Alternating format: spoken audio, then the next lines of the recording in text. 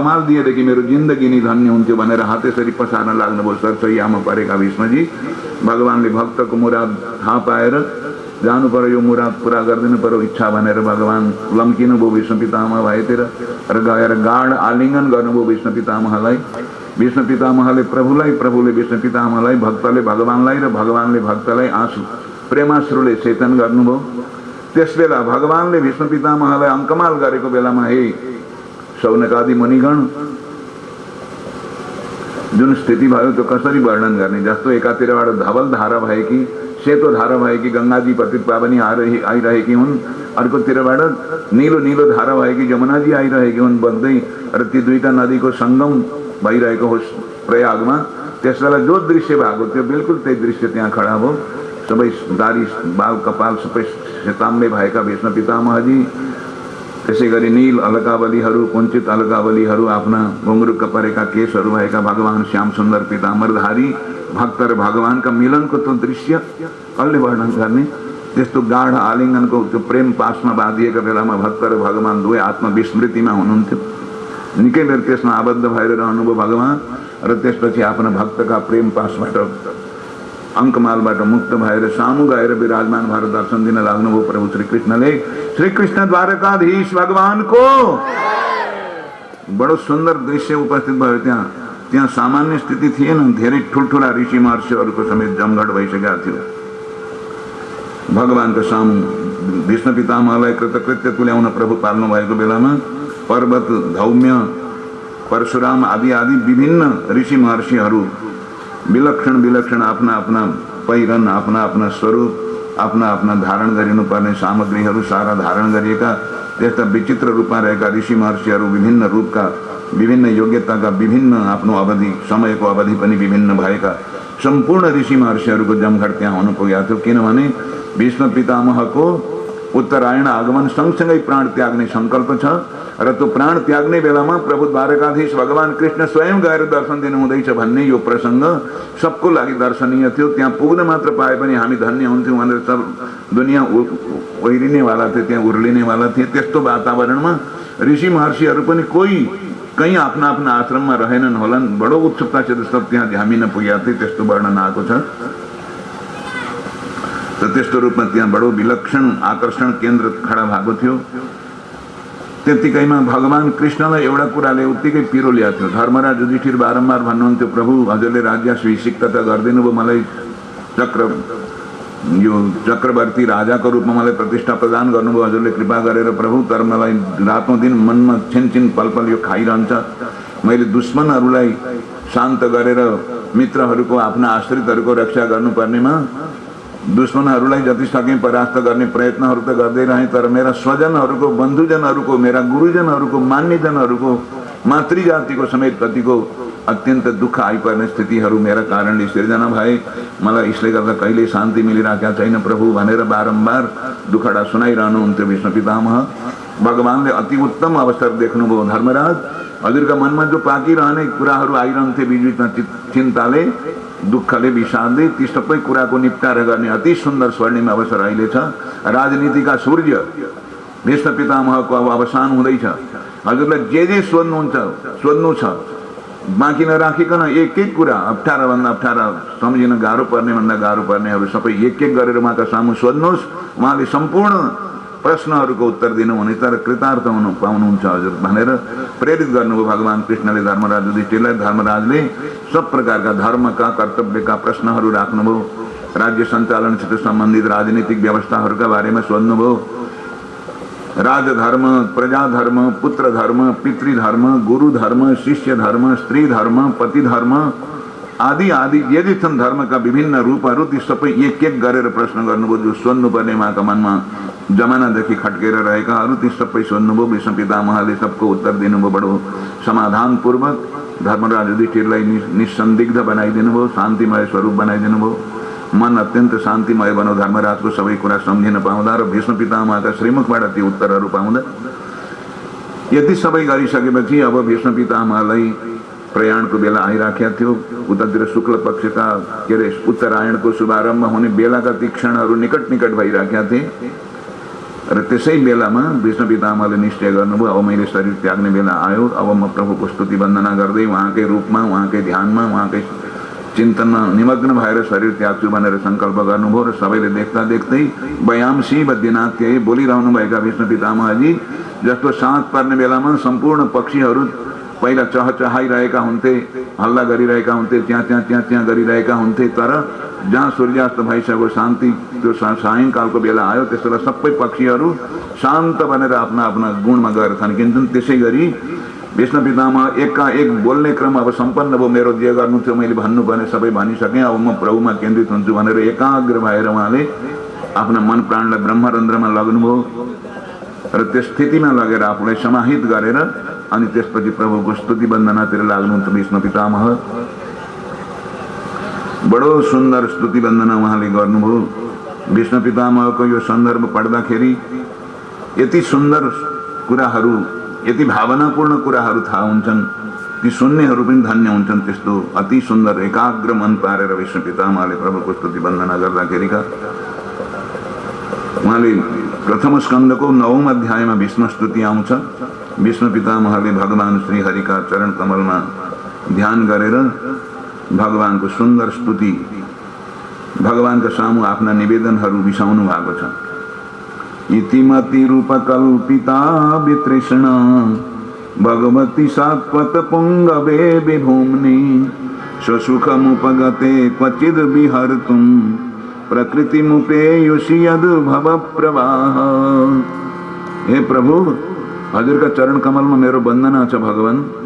हजुर त प्रकृतिका मालिक, सम्पूर्ण प्रकृति जगतलाई परिचालित गर्ने हजुर नै हुनुहुन्छ र हजुरलाई सृष्टिको प्रारम्भमा जब आफू मात्रै रहेको, अरू सृष्टि कतै फैलिन अवसर नपाइरहेको स्थिति अनुभव हुन्छ, हजुरलाई एकबाट अनेक बन्ने इच्छा हुन्छ सृष्टि विस्तारको लागि। हजुरको जो संकल्प जागो त्यहाँ प्रकृति खन्निहाल्छन्, त्यसको लागि त्यसलाई सम्पन्न गरेर छोड्छु अब मेरो मालिकको संकल्पलाई भनेर हजुरकी आज्ञाकारिणी प्रकृति लागिहाल्छन्। अनि जब स्वसुखम उपगते क्वचित विहर्तुं प्रकृतिमुपेयुषि यद् भव प्रवाह। सामान्य प्राणीलाई सानो काम गर्न कति मेहनत पर्छ, तर हजुरले अनन्त कोटि ब्रह्माण्डहरू भरिएको यो सम्पूर्ण सृष्टि खडा गर्न केवल करके आँखाले प्रकृतिलाई हेरिदिने बित्तिकै प्रकृति फटाफट सृष्टिको प्रभाव फुटाइदिन्छ। यत्रो विशाल यो सम्पूर्ण सृष्टि रचना हजुरको संकल्प मात्रले हुन्छ। एकोहम बहुश्याम प्रजायेय भन्ने हजुरको संकल्प रहर हृदयमा प्रकट हुन्छ। त्यो रहर हजुरको प्रकट हुने बित्तिकै प्रकृतिमा त लागिहाल्दछन् हजुरको संकल्प पूरा गर्न।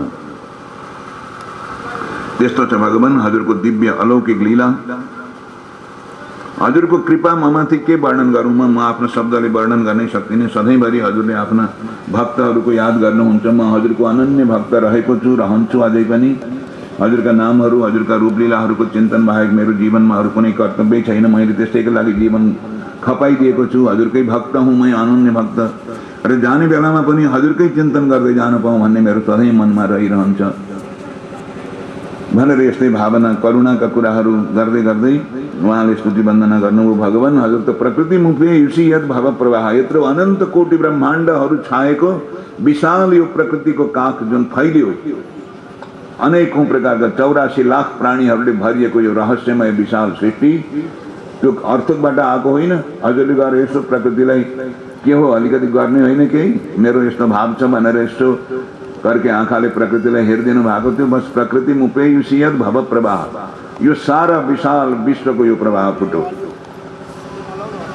भगवान हजुरको त्यो सुन्दर स्वरूप, हजुर परपक्षबाट अर्थात् पाण्डव पक्षबाट लड्नुहुन्थ्यो। म कौरव पक्षको महान प्रधान सेनापति थिएँ।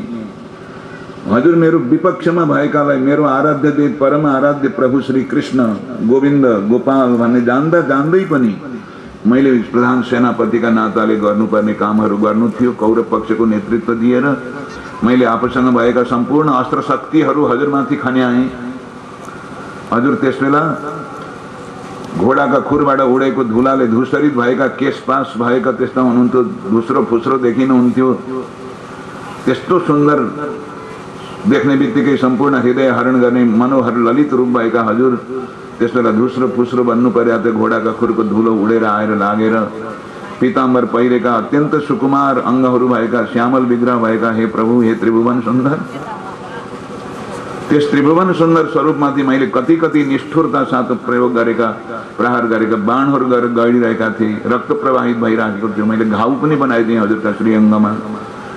मैले कुनै भक्तको लक्षण त गरिनँ, त्यसलाई पालन गरिनँ। म त त्यस बेला त निष्ठुर बनेर हजुरमाथि प्रहार गरिराखेका थिएँ। हजुरको चाहिँ ती बाणहरूको आघातले आएर चोट परेको उत्तिकै थियो, पीडादायी। त्यत्तिकै फेरि हजुरलाई चारैतिरबाट आएको त्यो उडेका धुलाहरूले आएर त्यो प्रवाहित भइरहेको रक्त र पसिनालाई पनि मिसाएर छासमिस गराइदिइराखेका थिए। तिनीमा लटपटिएर हजुरका केश पास पनि अल्झिरहेको, टाँसिरहेको देखिन्थ्यो। मैले कस्तो बिजोग, कस्तो हजुरलाई, मेरा इष्टदेवलाई, प्रभुलाई मैले पार्न पुगेका थिएँ। भगवान, मेरो त्यो निष्ठुरतालाई हजुर भुलिदिनु होला। मैले कतिसम्म गरेँ हजुरमाथि, तर हजुरको चाहिँ ममाथि कृपा थियो। फेरि कसरी भने, हजुरले प्रतिज्ञा गरेका थियो म महाभारतको युद्धमा अस्त्र शस्त्र ग्रहण गर्ने छैन भनेर। मैले प्रतिज्ञा गरेका थिएँ, यदि मैले कृष्णलाई अस्त्र ग्रहण गर्नको लागि विवश बनाउन सकिनँ भने मेरो नाम गङ्गापुत्र भीष्म होइन भनेर मैले प्रतिज्ञा गरेका थिएँ। अब हजुरलाई भक्तको प्रतिज्ञा र मेरो प्रतिज्ञा टक्राउन आँटो, अब के गर्ने भनेर दुविधा भइराखेका थियो। र त्यस बेला हजुरले परिआएको बेलामा आफ्नो प्रतिज्ञालाई लत्याएर हजुरले आफ्नो म अस्त्र शस्त्र ग्रहण गर्ने छैन भन्ने प्रतिज्ञा बिर्सिदिनु भयो आफ्नो भक्तको प्रतिज्ञा पूरा गर्नको लागि। र म आफ्नो प्रतिज्ञामा अडिग भएर त्यो भनिराखेका थिएँ मनमा नै, यदि मैले कृष्णलाई अस्त्र शस्त्र ग्रहण गर्न विवश बनाइन भने मेरो नाम गङ्गापुत्र भीष्म होइन भनेर आफ्नो प्रतिज्ञा दोहोऱ्याउँदै म कसिएर हजुरमाथि आक्रामक बनिराखेका थिएँ। त्यस्तो स्थितिमा पनि भगवानले आफ्नो प्रतिज्ञालाई ठोक्राइदिनु भयो र हत्ता र पत्ता अरू के अस्त्र शस्त्र ग्रहण गर्नुपर्ने नलागेर त्यो रथको पहियालाई नै औँलामा लिएर सुदर्शन चक्र जस्तो बनाएर हजुर ममाथि आइलागिदिनु भयो। त्यो ममाथि प्रहार थिएन हजुरको, त्यो ममाथि अनुकम्पा थियो। म त्यो भन्दा मेरो हृदय द्रवित हुन्छ प्रभु हजुरको भक्त वत्सलता देखेर। त्यो हडबडमा आफ्नो भक्तको प्रतिज्ञा पूरा गर्न पाउँदिन कि भन्ने हडबडमा हजुरले आफ्नो पीताम्बर धरतीमा त्यो त्यहाँ त्यसरी लत्रिन पुगेको पनि हजुरलाई ख्याल भएन। हजुरको पीताम्बर लत्री राखेका थियो। हजुर घिसार्दै ममाथि आक्रामक बनेर आफ्नो प्रतिज्ञा तोडेर भक्तको प्रतिज्ञा पूरा गर्नको लागि अस्त्र शस्त्र ग्रहण म गर्दिनँ भन्ने हजुरको प्रतिज्ञा टुटोस्, म मेरा भक्तको चाहिँ प्रतिज्ञा पूरा गर्छु भनेर हजुर आइदिनु भयो। हजुर भक्तवत्सल प्रभुका यी लीलाहरू गाएर सकिन्छन् र भगवान। हजुर सदा सदा आफ्नो भन्दा पनि आफ्ना भक्तको महिमा बढी राख्न चाहने यस्ता परम कृपालु हुनुहुन्छ हे भगवान। हजुरका चरण कमलमा मेरो सधैँ सादर समक्ति प्रार्थना स्वीकार गरिदिनु होला भन्दै विष्णु पितामह भावारुद्र भनेर रोइकन आफ्नो निष्ठुरता र भगवानको कृपालुताको वर्णन गर्दै व्याकुलतासित स्तुति वन्दना गर्नुहुन्छ विष्णु पितामहको सामु। भगवानका लागि विष्णु पितामह स्तुति वन्दना गर्नुहुन्छ व्याकुल भएर गदगद कण्ठले। आज बुहारीको चर्तिका सुन्नुहोस् है। अब लाली पाउडर क्रिम घसी नक्कल मात्रै पार्ने, लाली पाउडर क्रिम घसी नक्कल मात्रै पार्ने, केही काम लायो भने बरबर आँसु झार्ने, केही काम लायो भने बरबर आँसु झार्ने। यो हो कि होइन? बुढी आमा घरधारी रुँदै सधैँ उर्छिन् उज्यालो नहुँदै, अझै तारिन्छ नभजता चौरासीमा पक्कै पारिन्छ, अझै तारिन्छ नभजता चौरासीमा पक्कै पारिन्छ। बुढी आमा घरधारी रुँदै सधैँ उर्छिन् उज्यालो नहुँदै, अझै तारिन्छ नभजता चौरासीमा पक्कै पारिन्छ, अझै तारिन्छ नभजता चौरासीमा पक्कै पारिन्छ। ताली हरायो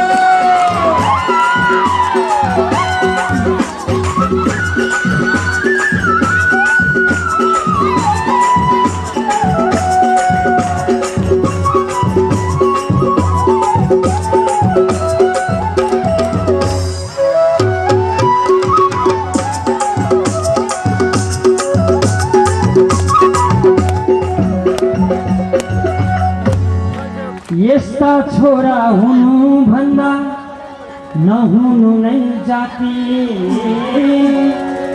यस्ता छोरा हुनु भन्दा नहुनु नै जाति। ए हो कि होइन दिदीबहिनी हो? पृथ्वीलाई भर मात्रै छैन धर्म रत्ती। पृथ्वीलाई भर मात्रै छैन धर्म रत्ती। छोरा चाहिँ आमालाई झपार्ने यस्तालाई कसरी सपार्ने। अझै तारिन्छ नभजता चौरासीमा पक्कै परिन्छ। अझै तारिन्छ नभजता चौरासीमा पक्कै परिन्छ। छोरा चाहिँ आमालाई झपार्ने यस्तालाई कसरी सपार्ने। अझै तारिन्छ नभजता चौरासीमा पक्कै परिन्छ। अझै तारिन्छ नभजता चौरासीमा पक्कै परिन्छ। अझै तारिन्छ नभजता चौरासीमा पक्कै परिन्छ। अझै तारिन्छ नभजता चौरासीमा पक्कै परिन्छ। अझै तारिन्छ नभजता चौरासीमा पक्कै परिन्छ। अझै तारिन्छ नभजता चौरासीमा पक्कै परिन्छ। अझै तारिन्छ नभजता चौरासीमा पक्कै परिन्छ। बोले राधा सर्वेश्वर भगवानको। त्यस्तो रूपमा भीष्म पितामहको दिव्य प्रयाण गराइदिनु भयो भगवानले आफैमा उहाँको अंश समेटेर। यस प्रकारले यो पावन सन्दर्भ सकियो। त्यसपछि अब भगवान श्री कृष्ण महाभारतको युद्ध सुरु भएदेखि म यता आएर बसेको हुँ। हस्तिनापुरमा आएर पाण्डवहरूलाई सहारा दिएको हुँ मैले। अब त धेरै भयो, मैले द्वारका फर्केर जानुपर्ने भनेर भगवान द्वारका फर्किने तयारी गर्न लाग्नु। पाण्डवहरूलाई भने भगवान द्वारका जाने अरे अब भन्ने सुनेदेखि नै रोन थाल्थे सबै।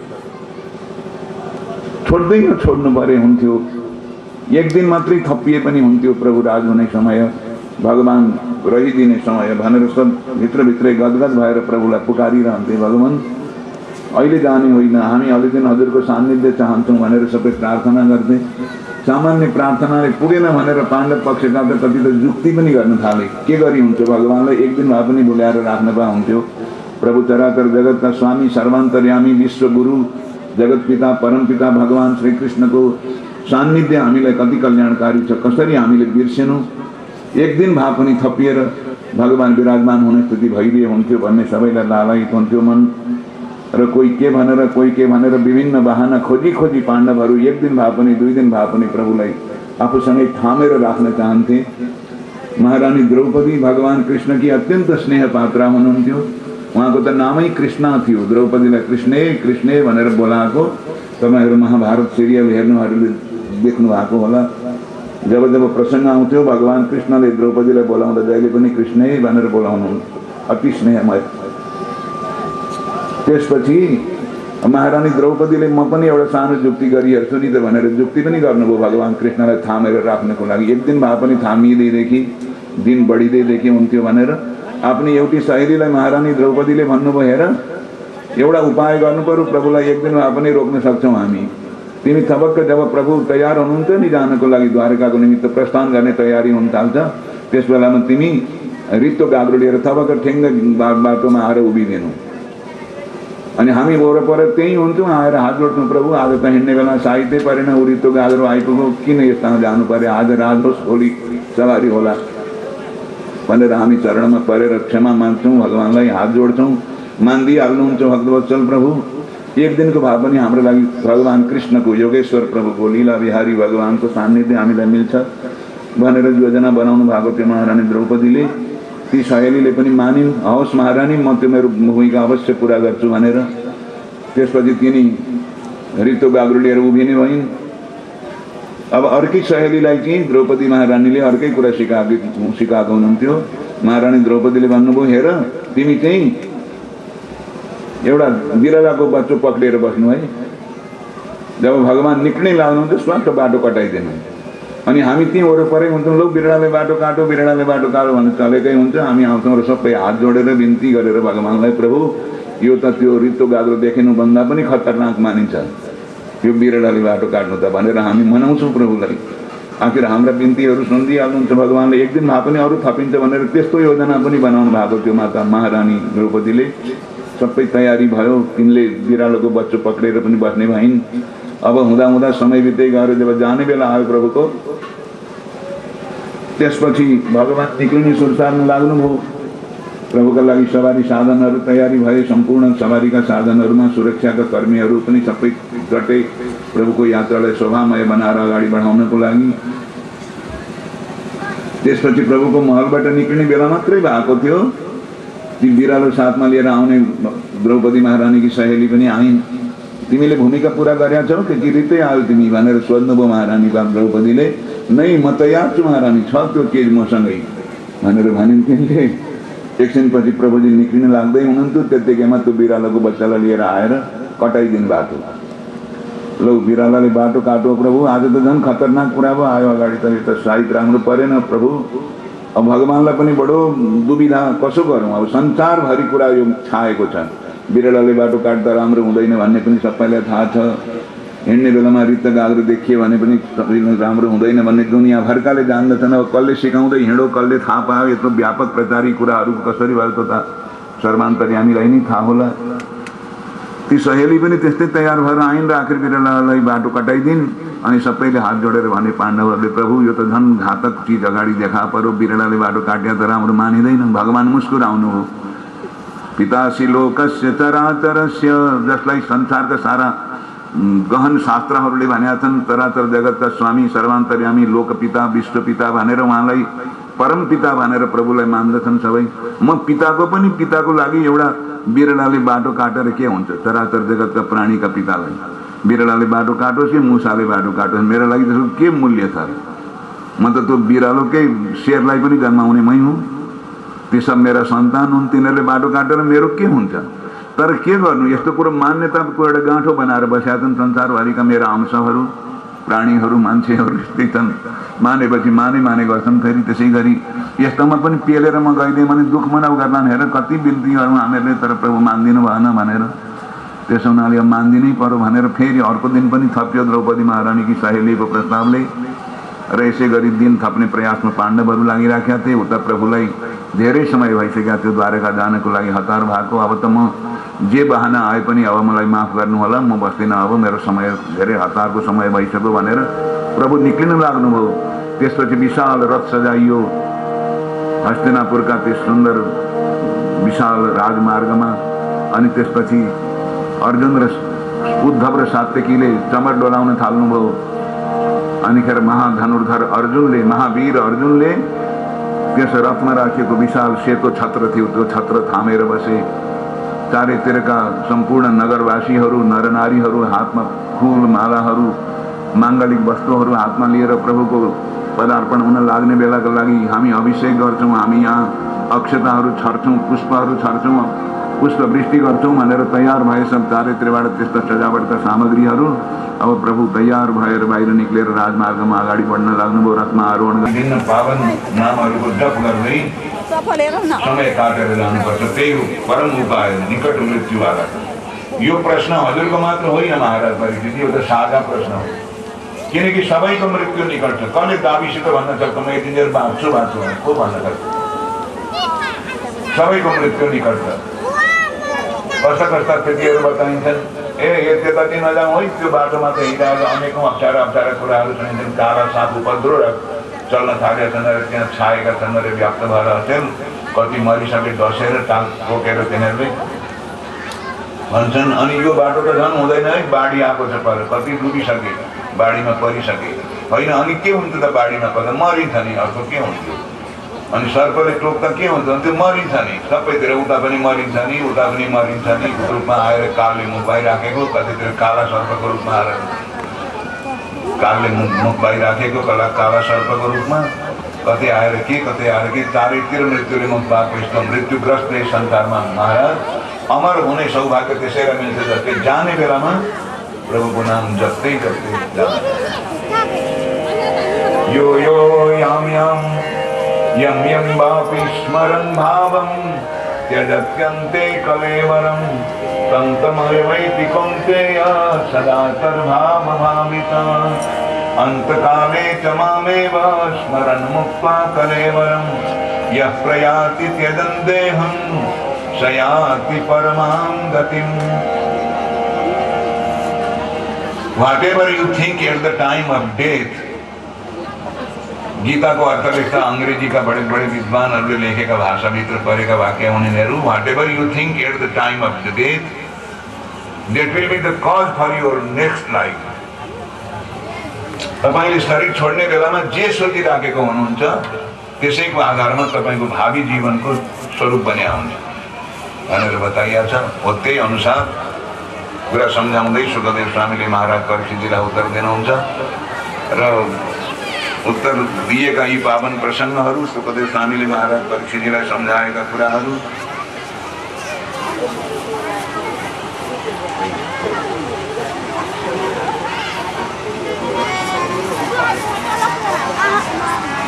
प्रभुलाई प्राप्त गर्नु। हजुरलाई त 7 दिन सिंगै बाँकी छ, त्यस हुनाले यो 7 दिनको समयलाई भगवत चिन्तनमा लगाउनुहोस्। हजुर धन्य धन्य हुनुहुन्छ। 7औं दिनका दिन हजुरलाई दिव्य पद भगवानको प्राप्त हुन्छ। सौभाग्यका पात्र आफै बनाउन सक्नुहुन्छ आफूलाई हजुरले। त्यसो हुनाले यो 7 दिनलाई भगवानमा पूर्ण रूपले लवलीन बनेर लाग्नुहोस्। उहाँकै चिन्तन कीर्तन पूजन आराधन ध्यान स्मरण सब प्रकारका भगवत साधनाका भक्तिका अङ्गहरू अनुसरण गर्दै गर्दै लागिराख्नुहोस्। एकजना खटपाङ्ग नाम गरेका राजर्षि बडा प्रतापी महान युद्ध कौशल भएका महापराक्रमी त्यस्ता प्रख्यात सूर्यवंशी राजा महाराज हुनुहुन्थ्यो। खटपाङ्ग नाम गरेका स्वर्गलोकदेखि उहाँलाई निमन्त्रण आउँथ्यो। दानवहरूले आक्रमण गर्थे अनि के मद्दतको लागि खटपाङ्ग महाराजलाई याद गरिन्थ्यो। एकपल्ट खटपाङ्ग महाराज जानुभएको थियो देवलोकलाई मद्दत गर्न भनेर। युद्धका बेलामा आफ्नो युद्ध कौशलद्वारा दानवहरूलाई परास्त गरिदिएर विजयश्री देवपक्षलाई दिलाइदिनु भयो खटपाङ्ग महाराजले। त्यसपछि देवराज इन्द्रले अति खुसी भएर भन्नुभयो महाराज खटपाङ्ग हजुरको युद्ध कौशलबाट म यति प्रसन्न छु, हजुर जे माग्नुहुन्छ म वरदान दिन सक्छु भनेर देवराज इन्द्र अगाडि आए। खटपाङ्ग महाराजले भन्नुभयो अब पहिला म आयु हेर्छु, अब आयु नै मेरो रहेनछ धेरै रहेनछ भने ठुलो वरदान के मागौँ, आयु धेरै लामो रहेछ भनेदेखि ठुलै वरदान मागौँला, नत्र हेर्छु पहिला कति छ आयु भनेर हेर्नुभयो खटपाङ्ग महाराजले। हेर्दा त 2 घडी जम्मा आयु मागे। जम्मा आयु त मेरो 2 घडी रहेछ भने मैले ठुलो वरदान के मागौँ, हे देवराज यी 2टा घडीको सदुपयोग गरेर म प्रभुलाई प्राप्त गर्न सकूँ त्यति भए मलाई पुग्छ, मलाई केही वरदान सदान चाहिएको छैन भनेर खटपाङ्ग महाराजले भन्नुभएको थियो। देवराज इन्द्रले त्यसैलाई तथास्तु भनिदिए र त्यसपछि तिनै 2 घडीको बाँकी रहेको समयको सदुपयोग गरेर खटपाङ्ग महाराजलाई प्रभुपद प्राप्त भयो, भगवत गति प्राप्त गर्नुभयो। उहाँले भने हजुरलाई त 7 दिनको अवधि प्राप्त छ, ठुलो अवधि ठुलो अवसर हो, चिन्ता नगर्नुहोस् महाराज। हजुरले पहिला स्थूलबाट सुरु गर्नुहोस्। यो जुन विश्व ब्रह्माण्डको रूप रचना छ नि, पहाडहरू नदीहरू खोलानालाहरू विभिन्न चौरहरू फाँटहरू यी सबै भएको यो जो भौतिक दृश्य छ यी भौतिक दृश्यावलीहरूद्वारा बनेको यो जुन जगतको रचना छ यो भगवानको स्थूल स्वरूप हो। यसैभित्र लोक लोकान्तरहरू छन्, अतल पितल सुतल तलातल रसातल महातल पाताल गरेका तलका यी 7 लोकहरू स्वर्लोक भूवर्लोक भूरलोक भूवर्लोक स्वर्लोक महरलोक जनलोक तपलोक सत्यलोक आदि गरेका माथिका लोकहरू यी सम्पूर्ण लोक लोकान्तर मिलेर बनेको स्थूल संसारको रचना हुन्छ। यही प्रभुको स्थूल स्वरूप हो भन्ने सम्झेर यहीँबाट साधना सुरु गर्नु। त्यसभित्र पनि विभिन्न चरण चरणमा भगवानका अङ्ग अवयवहरू छाएको कल्पना गर्नु। यसै गरी भगवानको ध्यान गर्दै गर्दै बिस्तारै अनि सूक्ष्म सूक्ष्मतिर लाग्दै लाग्दै परम ज्योति रूप प्राणीमात्रका हृदयमा आफ्नो सत्तालाई राखेर विश्व सञ्चालन गर्ने भगवान श्रीहरिको स्वरूपको ध्यान गर्नु। यसैबाट हजुरलाई परमार्थ लाभ हुन्छ महाराज। 7 दिनको यत्रो अति पवित्र अवसर प्राप्त गर्नुभएको छ, यसैमा लागि पर्नुहोस्, प्रभु श्री हरिको चिन्तन गर्नुहोस् भनेर यस्ता परम पावन प्रेरणाहरू सुखदेव स्वामीले प्राप्त गर्नुभयो। दोस्रो स्कन्धमा यी कुराहरू आउँछन्।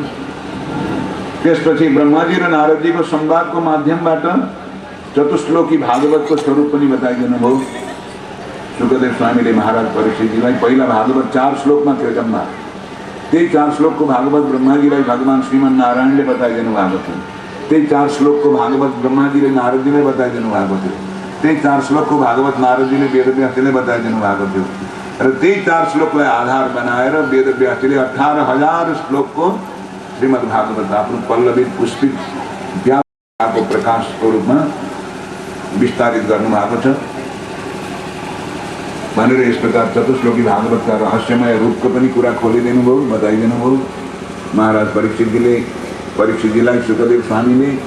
र त्यसपछि वेदव्यासजीले वेदहरूका शाखा प्रणयनहरू गरिसकेपछि वैदिक संस्कृतिको जगेर्नको निमित्त पौराणिक वाङ्मयको पनि रचना गर्नुभयो भन्ने कुरा ती सब पनि प्रसङ्गहरू बताउनुभयो। र अन्तमा योगीजनहरू शरीर त्याग्दाखेरि कसरी शरीर त्याग्छन्? आफ्नै होसमा रहेर म अब जाने बेला भयो भन्ने थाहा पाइकन संयम आदि गतिविधिहरू प्राणायाम आदिका पद्धतिहरूबाट आफूलाई ब्रह्मरन्ध्रमा आफ्नो प्राणलाई लगेर राख्ने र अनि त्यही स्थितिमा चेतन अवस्थामा आफ्नो शरीर छोडेर जाने, लक्ष्यको अवस्थामा होइन, सचेतन बनिकन प्रभुका स्वरूपको ध्यान चिन्तन गरी म जाँदैछु भन्ने ध्यान पनि चेतना पनि राखी जसरी योगी जनहरू उत्क्रमण पद्धति भन्छन् त्यसलाई, त्यो उत्क्रमण पद्धतिको बारेमा पनि बताइदिएर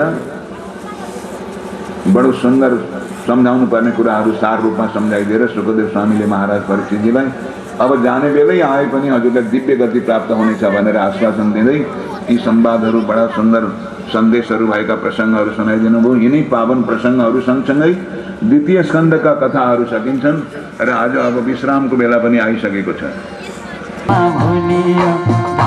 धनको चोले हिंचोले झै झुल्कियो धन्याचलमा भुलियो, धनको चोले धन्याचलमा झुल्कियो हिंचोले भुलियो, धनको चोले हिंचोले झै झल्कियो धन्याचलमा भुलियो। हे भगवान धनको चोले हिंचोले झै झल्कियो धन्याचलमा भुलियो, धनको चोले हिंचोले झै झल्कियो धन्याचलमा भुलियो, धनको चोले हिंचोले झै झल्कियो धन्याचलमा भुलियो, धनको चोले हिंचोले झै झल्कियो धन्याचलमा भुलियो, धनको चोले हिंचोले झै झल्कियो धन्याचलमा भुलियो, धनको चोले हिंचोले झै झल्कियो धन्याचलमा भुलियो, धनको चोले हिंचोले झै झल्कियो धन्याचलमा भुलियो।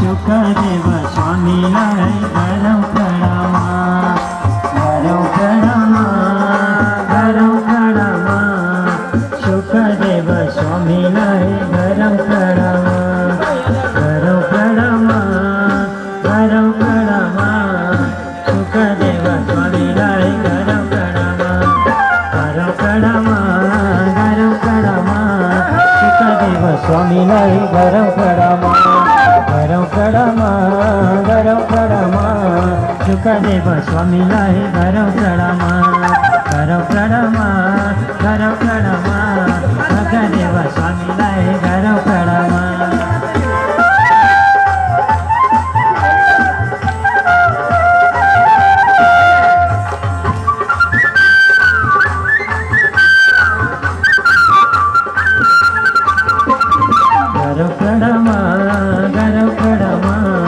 शुकदेव स्वामीलाई गरौँ कडमा, गरौँ कडमा, गरौँ कडमा, शुकदेव स्वामीलाई गरौँ कडमा।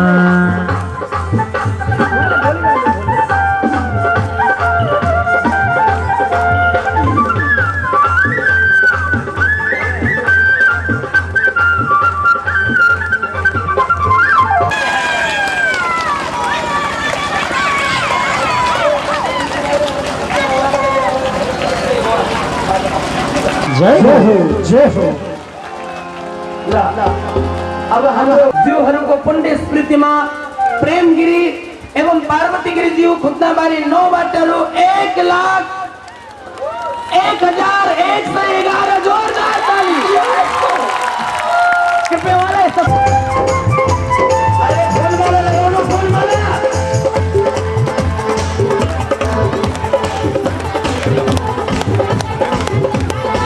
अलि धेरै लगाउनु, अलि धेरै। सुन्दैन, सुन्दैन, सुन्दैन।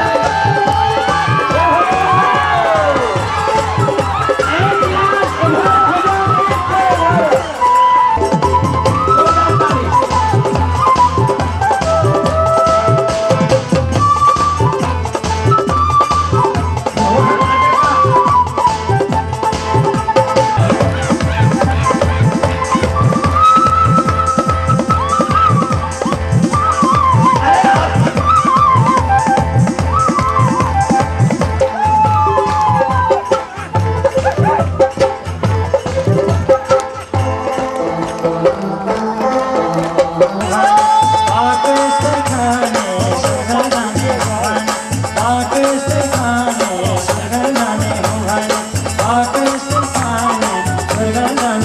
भने बाटो यस्तो भने स्वर्ग जाने हो भने बाटो यस्तो भने स्वर्ग जाने हो भने सत्कारवान हुन्छन् यी नाति नातिनाले देख्यो भने मेरा हजुरबाले पनि केही गरेका छन् भन्छ जोरदार तालीमा जोरदार ताली दुवै श्रीमान श्रीमतीलाई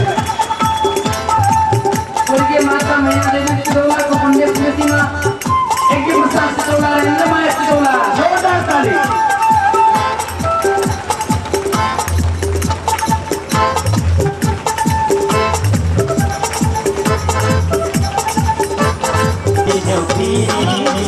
वंशी बज्यो कृष्णको तिरे मर्ने भन्छन् छेउमा झिम झिम कृष्ण नाच्यो कौपाले म दुःखै हुन्छु म झिम झिम कृष्ण नाच्यो कौपाले म दुःखै हुन्छु म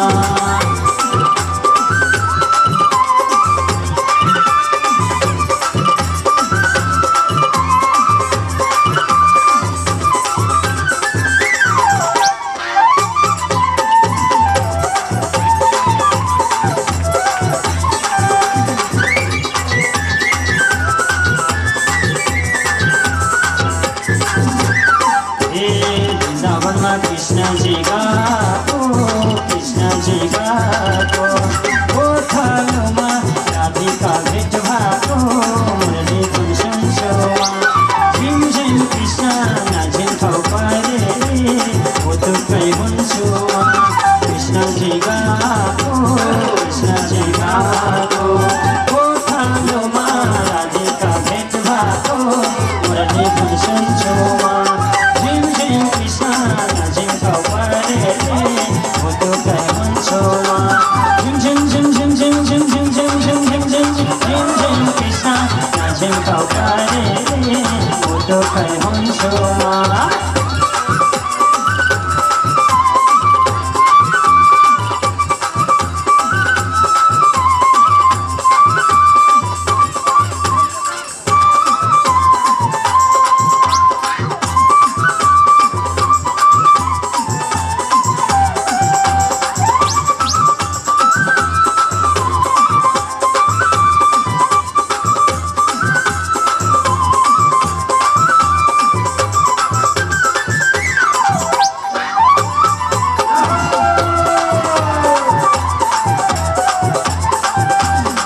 कृष्णले तेरा नादाही छोड्यो मक्खन छोड्यो कृष्णले तेरा नादाही छोड्यो मक्खन छोड्यो कृष्णले तेरा नादाही छोड्यो मक्खन छोड्यो कृष्णले तेरा नादाही छोड्यो मक्खन सबभन्दा वर्णनीय कुरा भागवतको शिक्षा छ सदाचारको परिपालन गरेर श्रेय मार्गको अनुसरण गरेर प्रेय मार्गमा अहिले खुब चटकमटक गर तडक भडक गर खुब रमाउ मौज गर भोलि खस्नु परे खसाउँला दिन आज खस्नुभयो आमा खस्नुभयो भने म पनि खसिदिउँला भोलि खस्नु परे खसाउँला अहिलेलाई मौज गरौँ भन्ने खालको मार्ग प्रेय मार्ग हो होइन अहिले पनि तपोमय जीवन जिउने कष्ट गर्नु परे पनि गर्ने साधना गर्दाखेरि केही कष्ट हुनु परे पनि हुन् ती कष्टहरू सहन गर्ने तर भोलि गएर अमृतका भागी बन्ने यो श्रेय मार्ग हो श्रेय मार्गका अनुसरण गर्ने हामी बनौँ प्रेय मार्गमा नभुलौँ आज मौज गरेर भोलि खस्नु परे खसौँला भन्ने खालको त्यो अन्धो मार्ग हो त्यो त्यसो भएको हुनाले हामीले खस्नु छैन हिजै भजन गाइसक्यौँ हामीले खस्नु छैन मानिसले प्रभु भेट्नुपर्छ 84 को चक्कर हो यहीँ मेट्नुपर्छ हिजो हामीले भजनमा सामूहिक रूपमा गाइसक्यौँ किनभने हामी त भुल्या छौँ साँच्चै यहाँ को अरे म त दाल अनि यहाँ म खनाल अनि यहाँ म भट्टराई अनि यहाँ म भण्डारी भने छ यही 3.5 हातको हड्डी र चमडीको पुतलाको थर जोडेर आफूलाई त्यसैमा गाँसेको छ त्यसैको पछि परिराखेको छ सच्चिदानन्दमय भगवत अंश स्वरूप चिन्मय आत्मा हुँ म भनेर भन्न सक्दैन मान्छे कहाँ हराएर कहाँ हराएर शेखरनाथ भाष्यमा वर्णन गरिएका थरहरू सुन्दाखेरि त झस्किनु पर्ने पो छ अनि यहाँको थर के अरे म ओडार मनी अनि यहाँ म भुँडी खोरा रामप्रसाद भुँडी खोरा मेरो नाम हरिप्रसाद ओडार मनी अनि यहाँको शुभ नाम पुरुषोत्तम रातो भगवानको अंश आनन्दमय परमानन्दमय, कहाँ रातो पिङ्गौली, कहाँ भुँडी गोरा, कहाँ ओडारमणि, यस्ता यस्ता रूपमा भुलेर म को भन्दाखेरि म ओडारमणि भन्छ, म रातो पिङ्गौली भन्छ, यस्तो भनेर बसेका छ मान्छे। प्रभुको अंश साक्षात कराकर जगतका स्वामी सर्वान्तर्यामी भगवान सच्चिदानन्द घन प्रभु उहाँका अंश हौँ हामी सबै। उहाँ जस्तै छौँ स्वरूपतः, तर विकृतिग्रस्त भएर जस्तो माथिबाट बादलबाट खस्ने बेलामा त्यो अमृतमय जल प्रत्यक्ष अमृतमय जल हुन्छ र अत्यन्त निर्मल छ, कञ्चन छ, तर यहाँ आएर हिलो मैलो यहाँको गन्दगीमा मिसिएपछि अनिखेर छेउमा पनि पर्न गाह्रो लाग्ने त्यस्तो खालको बन्न पुग्छ, दूषित भएर यहाँको धुलो मैलोसँग घुलमिल भएर। हामी भगवत अंशको रूपमा सच्चिदानन्दमय छौँ, सतमय चिन्मय आनन्दमय परम निर्मल परम निर्दोष परम पावन हाम्रो स्वरूप ओरिजिनल त त्यही हो, हाम्रो मौलिक स्वरूप। तर यहाँ आएर धुलो मैलो तरह तरहका मनका कलुषहरू, तरह तरहका कपट व्यवहारहरू, तरह तरहका अखाद्य खानेकुराहरू, अपेय पिउने पर्ने कुराहरू इत्यादि कुरामा लटपटिएर हामीहरू आफैले आफूलाई धुलै धुलो र मैलै मैलोले भरेका छौँ, आफै मलिन भएका छौँ। हामी चाहौँ भने हाम्रो शुभ सङ्कल्प लिएर सत्मार्ग चुन्न सक्यौँ, हामीले साधनाको मार्ग भने हामी प्रभुका अंश स्वरूपमा आफूलाई अनुभव गरेर हामी आफै बाटो लागेर परमार्थको पथमा उच्चभन्दा उच्च स्थितिमा पहुँचेर हामी भगवत प्राप्ति गर्न सफल हुन्छौँ।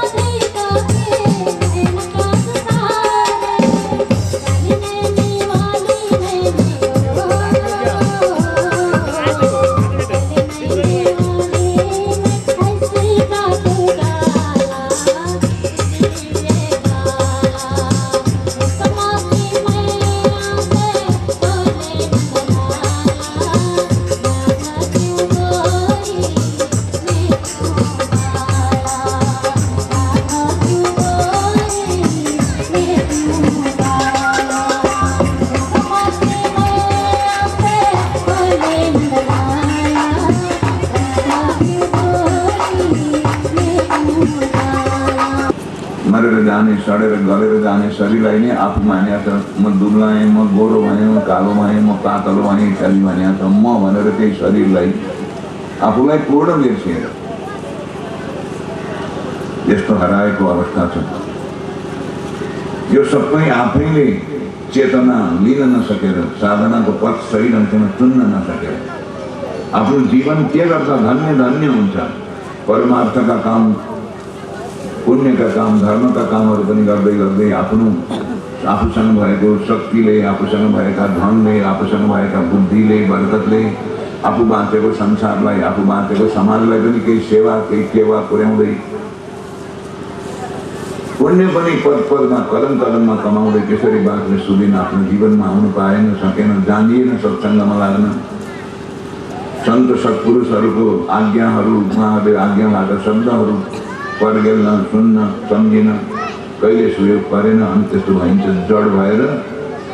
त्यस्तो चेतन परमात्माको अंश स्वरूप बनेर पनि हामी हराइसकेका हुन्छौँ संसारमै। सबै त बिर्सिँदा सबै छोड्दा त्यही रातो टिङ्गोली र त्यही भुँडी खोरा ओडारमणि जस्ता टाइटलहरू, त्यस्तै थरहरू सम्हालेर हामीहरू यो संसारमा हराउँछौँ।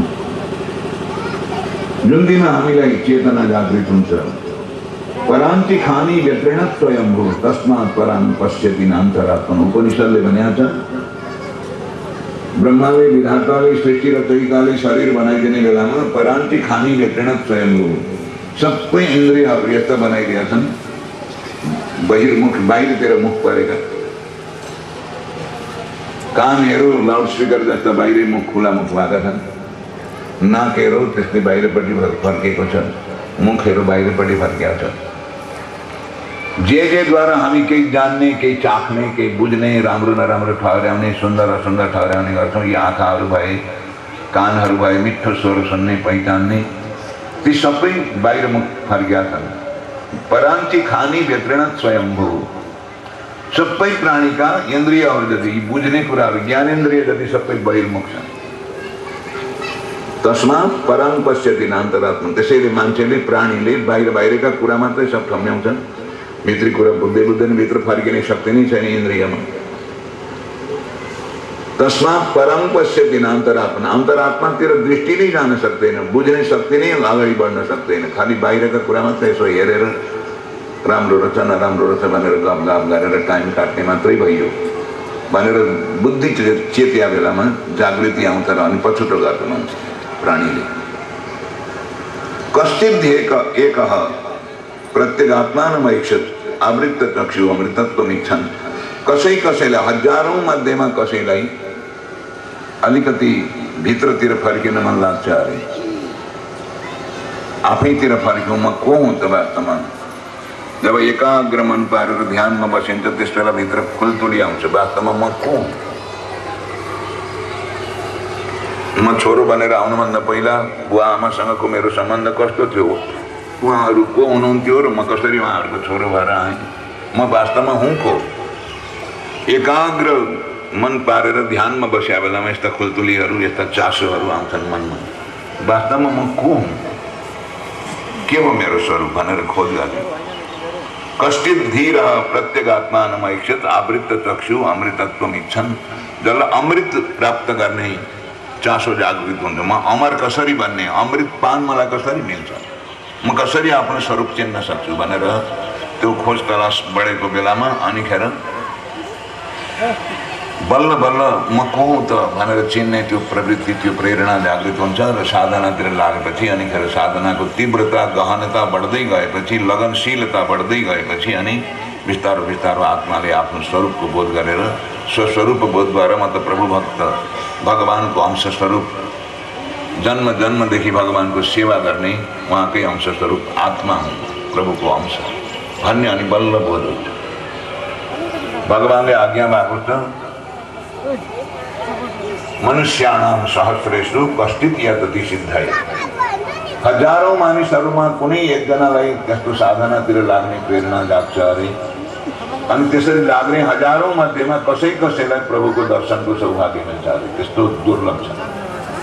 किनभने यो त सम्पूर्ण भौतिक कुराहरूले घेरिएको संसार हो। यो भौतिक संसार यहाँ आत्मचिन्तनका कुराहरूमा गइदिन चेतना नै आउँदैन त्यो अवसरै मिल्दैन सत्सङ्ग मिल्दैन अनिखेर खानु हुने पनि नहुने पनि सबै थोक खाएको छ पिउन हुने पनि नपिउन पनि नहुने पनि सबै पिएको छ बिगारेको छ आफूलाई आफैले। आहार शुद्धौ सत्व शुद्धि जसको आहार विहार शुद्ध छ नराम्रो कुरा तामस कुरा राजस कुरा कहिले खाँदैन शुद्ध सात्विक आहार विहारमा रम्ने गरेपछि बिस्तारै मानिसको सत्व शुद्धि मन शुद्ध हुन्छ। सत्व शुद्ध ध्रुवा स्मृति अनि मन शुद्ध भएपछि चित्त शुद्ध भएपछि अनि त्यस स्थितिमा मान्छेले बुझ्छ अरे सत्व शुद्ध ध्रुवा स्मृति मन शुद्ध हुने स्थितिमा पुगेपछि अनि बल्ल म केको लागि मान्छे भएर आएको हुँ अरू जानवरमा र ममा के फरक छ मान्छे के मानेमा फरक छ अरू जानवर किन जानवर कहलाउँछन् यी सबै कुराहरूको तत्त्व खुल्दै जान्छ। नत्र त म कहाँ जान हिँडेको भन्ने कुरा यात्रीलाई आफैलाई थाहा छैन। एउटा यात्री बम्बई जान खोज्दथ्यो अरे बुकिङ अफिसमा गयो टिकट काट्ने ठाउँमा र त्यहाँ गएर मलाई बम्बईको हो कि खोइ कहाँको मैले जाने ठाउँ पनि बिर्सेँ टिकट दिनुहोस् न भनेर कपाल कनाउँदै पैसा भित्र छिराइदियो।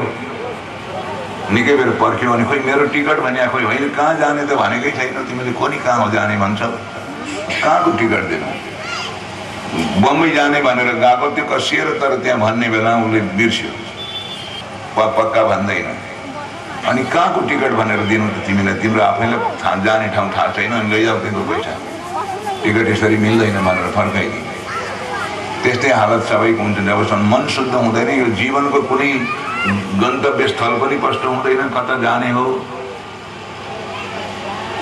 कहाँ थियो बास अघि म को थिएँ कसो हुँदा यो पिजडा लिँदो भए कहाँ छ जानु कुन साथ लिकन। हेर पहिला यसो सानो थियो, अब त यसरी हेर्नुपर्छ भन्छ। एकदम ठुलो भएको भनेर बताऊ। ठुलो भएकोहरू त्यो 80 वर्ष बाँच्नलाई आएकाले 18 वर्ष बिताइसक्यो, त्यो ठुलो भएको थियो कि घट्दै छ? त्यो घटिसक्यो। 20 वर्षको, 25 वर्षको, 30 वर्षको भयो, अब त 50 वर्ष मात्रै रह्यो जिउने। 80 को आयु थियो, त्यसलाई कत्रो लाठे भयो हो कि यसरी हेर्नुपर्छ हो कि भन्छ। यो त मायामय लौकिक भाषा पो हो त्यो। वास्तवमा त ऊ त कति घटिसक्यो त, कति। अब 40 पुग्यो भने त ऊ त 50-50 भने 50 गइसक्यो उसको, अब 50 मात्रै बाँकी छ, 50% मात्रै बाँकी छ। तर लाठे अब त लामघारे पनि उस्तै भयो, कत्रो हो भन्छ। ऊ बिचरा दिनानुदिन घटिराखेको छ। अब त के भन्नु र, कति ठुलो भएछ, कति ठुलो होइन। यस्ता मोहमय भाषाहरू, लौकिक भाषाहरू त्यसो भन्छन्। तर हामी चाहिँ आफ्नो जिन्दगीका त्यस्ता अनमोल क्षणहरू काटिरहेका हुन्छौँ, घटाइराखेका छौँ। जानुपर्ने कहाँ हो त्यो थाहा छैन। हेर्नुहोस्, तपाईँहरू यहाँ श्रोताको हैसियतले अहिले गन्ने हो भने दिदीहरू, आमा दिदीहरू, दिदी बहिनीहरू, आमाहरू धेरै हुनुहुन्छ। जहाँ पनि यो स्थिति हुन्छ। परमात्माले उहिलेदेखि भावनात्मक पक्षहरूमा चाहिँ यिनीहरूले बढी लाग्ने है भनेर हो कि के हो? आमाहरू, दिदीबहिनीहरूलाई चाहिँ यता कीर्तन भजनमा, सत्सङ्गहरूमा, कथाहरूमा अलिक बढी देख्न पाइन्छ। तर ती भित्री कुराहरूबाट लाभान्वित नहुन्जेलसम्म हामी कहिल्यै लाभान्वित भएर साँच्चीकै साधनाको पथमा लाग्नै सक्दैनौँ। हेर्नुहोस्, आजका यी सम्पूर्ण दिदीबहिनीहरू, आमाहरू महर्षि कात्यायनका पत्नीहरू जस्तै त हुन्। यही धरतीमा, नेपालकै पावन भूमिमा, जनकपुरमा महर्षि याज्ञवल्क्यको निवास थियो। त्रेता युगमा जनक महाराज राज्य गर्नुहुन्थ्यो। याज्ञवल्क्य ऋषि सबभन्दा ऋषि मण्डलीमा एकदम श्रेष्ठ ऋषिहरूमध्ये गनिनुहुन्थ्यो। र उत्तराञ्चलका सम्पूर्ण वैदिक संस्कृतिका गहन कुराहरू महर्षि याज्ञवल्क्यसित सम्बद्ध भएका देखिन्छन्। याज्ञवल्क्य पद्धतिभित्रै पर्छौँ हामी पनि। जति नेपालका ब्राह्मणहरू छौँ, शुक्ल यजुर्वेद पढ्नेहरू छौँ, याज्ञवल्क्य महर्षिकै पद्धतिसित गाँसिएका हुन्छौँ हामी। महर्षि याज्ञवल्क्यले अब म वानप्रस्थाश्रमतिर लाग्नु पर्यो, गृहस्थाश्रमका मर्यादाहरू निर्वाह गरिसकेँ, मैले कर्तव्यहरू गरिसकेँ, अब तपस्यातिर लाग्नु पर्यो भनेर जान लाग्दा आफ्ना दुईटी पत्नीहरू कात्यायनी र मैत्रेयी नाम गरेका थिए।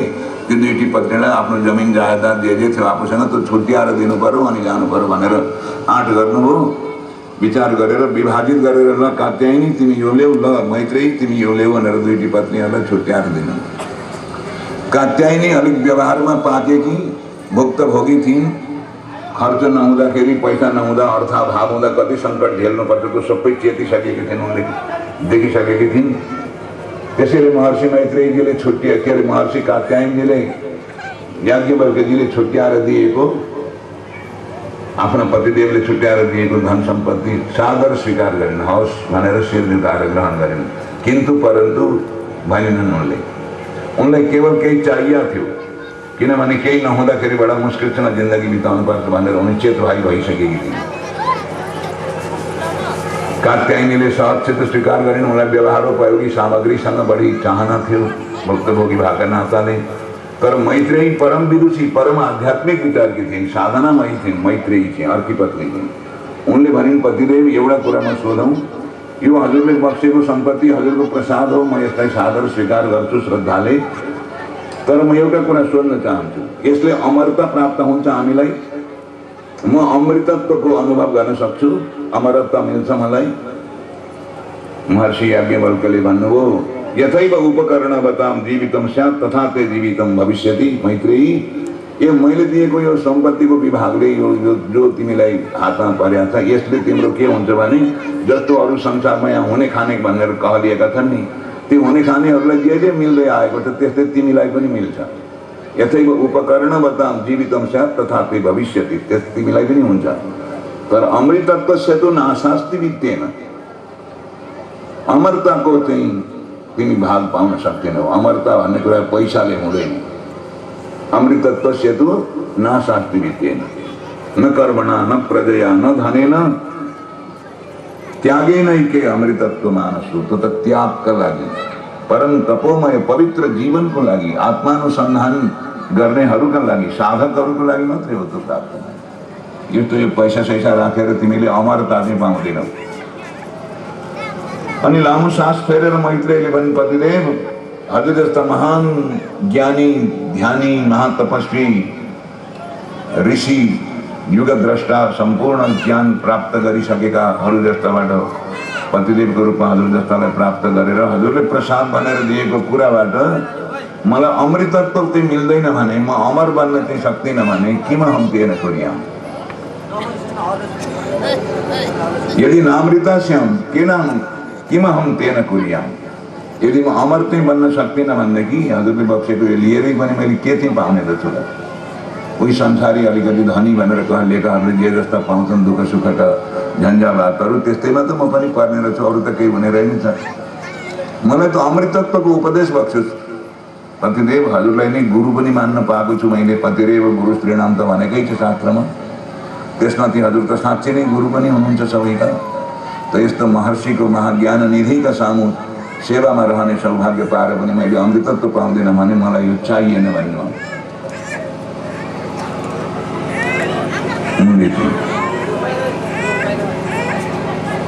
मैत्रेयीले त्यसो भनिन् उनी साधनामयी थिइन् अध्यात्म रुचि भागी थिइन् उनले भनिन् मलाई यो अमृतत्व दिलाउन नसक्ने पैसाहरू यो धनहरू चाहिएन मलाई येन हम नामृतास्याम किम हम तेन कुर्याम जसबाट म अमृत बन्न अमृतमय अमर बन्न सक्दिनँ त्यसबाट मैले यो किन लिनु यो किन चाहियो यो मलाई अनि त्यसपछि महर्षि याज्ञवल्क्यले त्यसो भएदेखि अमृतत्व प्राप्त गर्ने नै अमर बन्ने नै तिम्रो लक्ष्य हो भनेदेखि चाहिँ तिमीले सोझै अब आफ्नो आत्मस्वरूप चिन्नुपर्छ आत्मा वा अरे द्रष्टव्य श्रोतव्य मन्तव्यो निधिध्यासितव्य तिमीले आत्माकै अनुसन्धान गर्नुपर्छ आत्मालाई नै चिन्नुपर्छ त्यसैको बारेमा सुन्नुपर्छ त्यसैको बारेमा जान्नुपर्छ त्यसैको बारेमा निधिध्यासन भनेको निरन्तर नबिर्सिकन त्यसैलाई मनमा खेलाइरहनुपर्छ आत्मा बनेर बाँच्नुपर्छ पुरै आत्माकै ध्यानमा चिन्तनमा त्यस्तो गर्यो तिमीलाई भने अमृतत्व पनि प्राप्त गर्छौ तिमीले भनेर आत्मा बारे द्रष्टव्य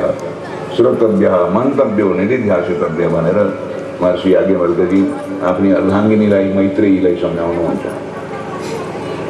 र के भन्नुभएको छ उहाँले भने संसारमा जति प्रियताका नाताहरू छन् नि कसैलाई धन एकदमै प्यारो छ त्यो धनका लागि धन प्यारो भएको होइन पत्नी अत्यन्त प्यारी छन् तर पत्नीका लागि त्यो प्यारोपन होइन त्यो सबै आत्माको लागि हो आफ्नै लागि हो यो आफू भन्ने जो छ नि यो यति प्यारो छ यसका जति प्यारो अरू केही छैन संसारमा जो प्यारा वस्तु मानिन्छन् जो प्यारा नाताहरू मानिया छन् सबै आत्माको कारणले यदि आत्मालाई कुनै सुख सुविधा त्यसले पुर्याउँदैन त त्यो प्यारोपनले त्यो सम्बन्धले भने त्यो कोही प्यारै हुँदैन त्यो